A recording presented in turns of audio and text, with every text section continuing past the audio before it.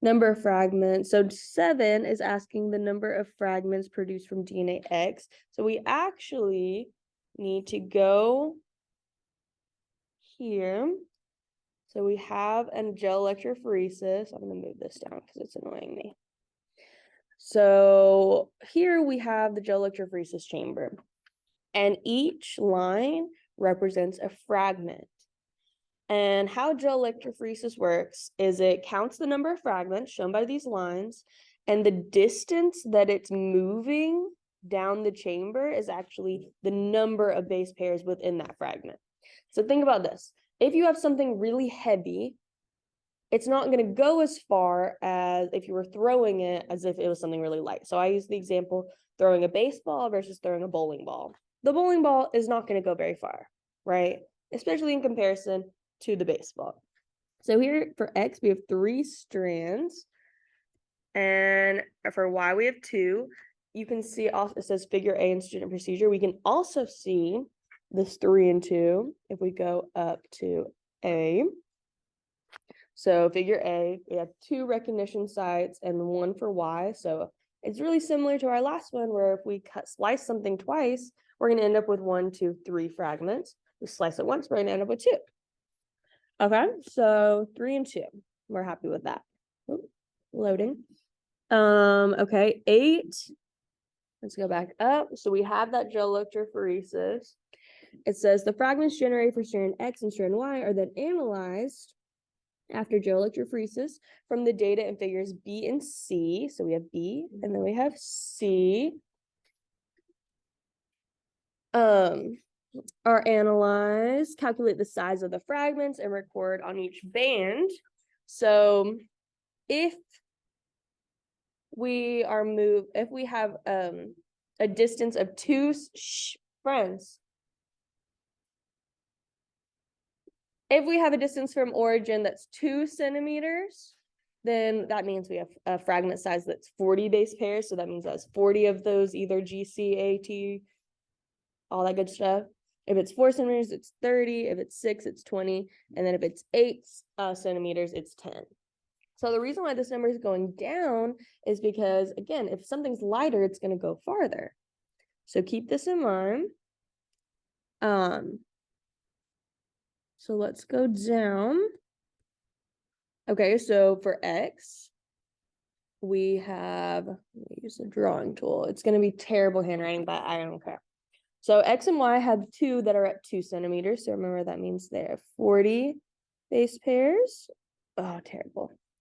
Okay, and then at 6 centimeters, that means we have 20 base pairs. That's just for the X. 8, it's 10. And this Y has one at 4, so that means 30. Oh, God. I swear that's a 3.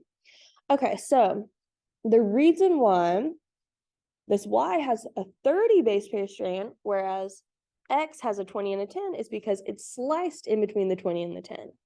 So you can see that these were originally really similar strands, but X had 2 slices and 3 fragments. Y had 1 slice and 2 fragments, but they still equal up to the same amount of base pairs. I can go ahead and write the 40 over here as well, just for making sure we understand. Okay, let's do 9. This is so much fun. 9. Use figure B and the base pair number from strand A and B to draw bands where they would migrate on the simulated gel that's located on the student answer sheet. On the simulated gel, draw bands to which the eco-RI digestive strand A and strand B from number 4 would migrate. The fragments of each type of DNA should be on separate lanes and distances from the origin that are proportional to the number of bases. Okay, so we're using number 4 and we're going to make our own gel electrophoresis. So we're actually going to get to see gel electrophoresis in real life on Friday. That's going to be really fun. So I want to clarify the labeling here is a little wonky. So we have, this is considered our ladder right here. So where it has a line at each centimeter mark, it's the ladder because that's what we're going to use to compare it to. And then we've got strand A. I wonder if I could, yeah, there we go. So this is what it really should look like. That's okay. Not everyone can be perfect. So this is considered the ladder. Okay, so strand A, we should have 3 bands because we have 3 fragments, right? And for strand B, we'll have 2. So the number of base pairs in each fragment, for one of the fragments, we have 14. So that means it's going to be somewhere in between 10 and 20. And we can go back to our table. So 10 and 20 should be in between 6 and 8. So about 7. So let's get our draw tool. And 7 centimeters for, oops, draw. Thank you. 7 centimeters for A. Okay. And then now we have one that's 10. So that's 8 centimeters. That one's easy. And then we have one that's 8. So that one should be slightly below. If 9 is probably going to represent 0. So it should be about 0.8 in between 9 and 8. So something like that. It's not going to be perfect because we're human beings, but it's fine. So we have another 8 for strand B. So it's going to be right where we put it for strand A. And then we have one that's 28. So let's scroll on up. So 28 is going to be another in-betweener. So it's going to be in between 20 and 30, closer to 30. So in between 4 and 6. So we should have closer to 4 than it is 6 because it's 28.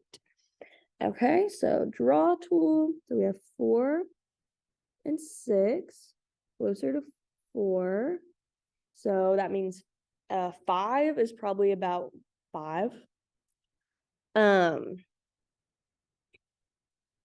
5 is probably halfway in between. So probably about 15. And we want it to be no, sorry. 5 is 25 because it's in between 20 and 30. So we want it to be around here.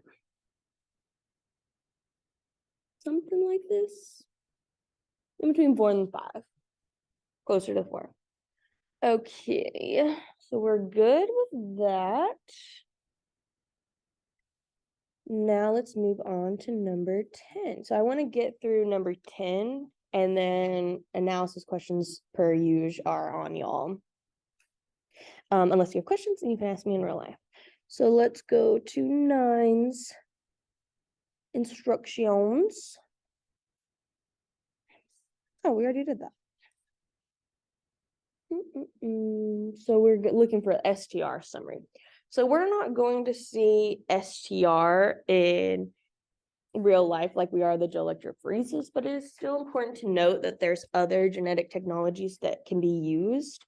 So with the continuing advent of technology, polymerase chain reactions, also used in gel electrophoresis, combined with automated sequence techniques, we have furthered our genetics biotech applications. So PCR amplifies a small amount of DNA, so it can be analyzed, which is good to trace small amounts of DNA that might be found at like crime scenes, a drop of blood, a fingerprint, whatever. A gel electrophoresis result can show the number of base pairs between the cuts. Each person has a unique order of bases. However, there is going to be a pattern where we're going to see something sometimes several times. And these repeating sequences are called short tandem repeats, STRs.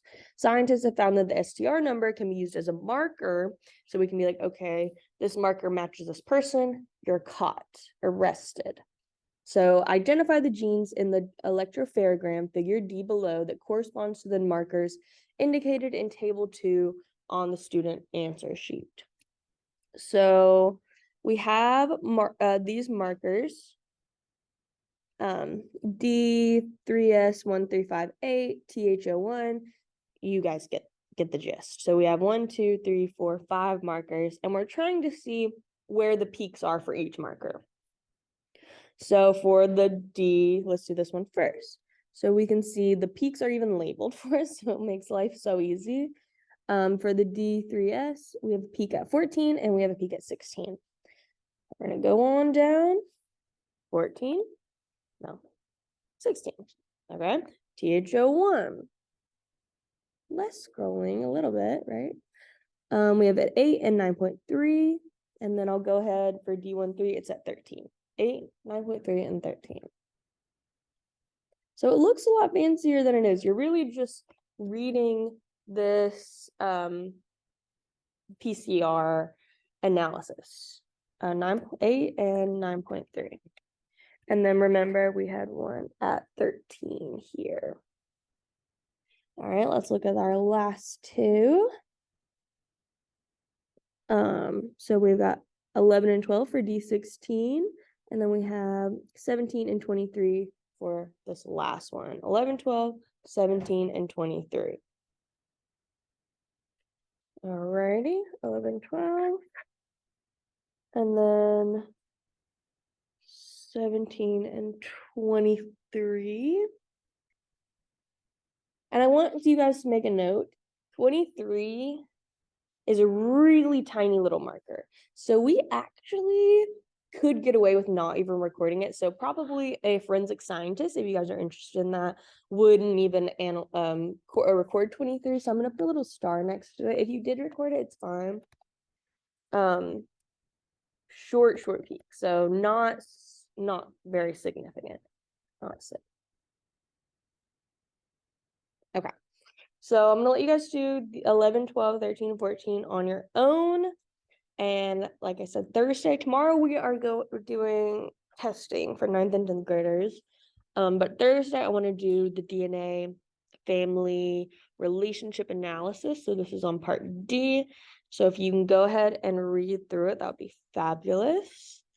We're basically looking at DNA analysis, and we're trying to see if Jeff could possibly be the Hansen's,